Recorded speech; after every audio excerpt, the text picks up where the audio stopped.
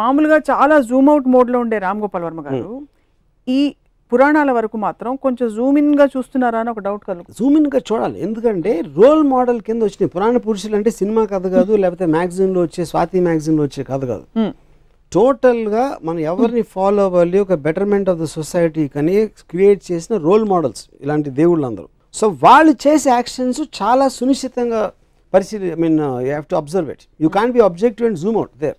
You have to be subjective and observe them very closely. Exactly the actions, because ఆ pattern అనేది వేరే వాళ్ళు follow అవ్వాలి లెక్క ప్రకారం. అంటే పురాణాలు నిజంగా జరిగాయి ఇవి రియల్ అని అనడానికి కానీ, అంటే రియల్ అన్రియల్ అని మీరు ఎప్పుడు డిబేట్ చేయలేదు, బట్ సంకేతాలు చాలా ఉన్నాయి. పుష్పక విమానం ఇప్పుడు ఏరోప్లేన్ గా ట్రాన్స్లేట్ అయింది.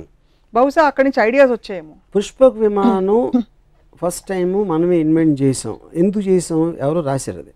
అంటే అసలు ప్లేన్ అంటే ఏంటో తెలియని ఒక ప్రపంచంలో మన పురాణాల్లో పుష్పక విమానం వచ్చి మనం ఎయిర్ ఇండియా దగ్గర ఆగిపోయాం, which is suppose to be the worst aircraft in the world according to aviation industry world బ్రాడ్లో. అంటే పుష్పక విమానం అంతా జీనియస్తో స్టార్ట్ అయ్యి ఎయిర్ ఇండియా దగ్గర ఆగిపోవడానికి కారణం ఏంటి?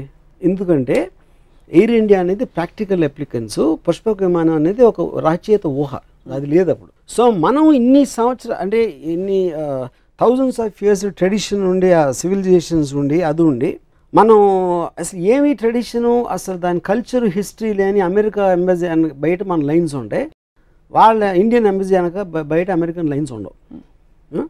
సో అదొక్కటే ఎందుకు అమెరికాలో పుష్పక విమానానికి 100 రెట్లు, మన బ్రహ్మాస్త్రానికి 100 రెట్లు అటామిక్ బాంబ్, హైడ్రోజన్ బాంబ్స్ వాళ్ళు కనిపెట్టారు, మనం కనిపెట్టలేదు. మనం కనిపెట్టాలనుకున్న ఊహలన్నీ మన పేపర్ మీద రాతల్లో మిగిలిపోయినాయి. వాళ్ళు చేసిన తర్వాత వాళ్ళ టెక్నాలజీ అద్దెకి తెచ్చుకునో లేకపోతే బతిమాలో తీసుకొచ్చి మన ఒకటే అరా ఉన్నాయి మన దగ్గర. సో మనం కేవలం చెప్తాం, వాళ్ళు చేస్తారు, అది డిఫరెన్స్.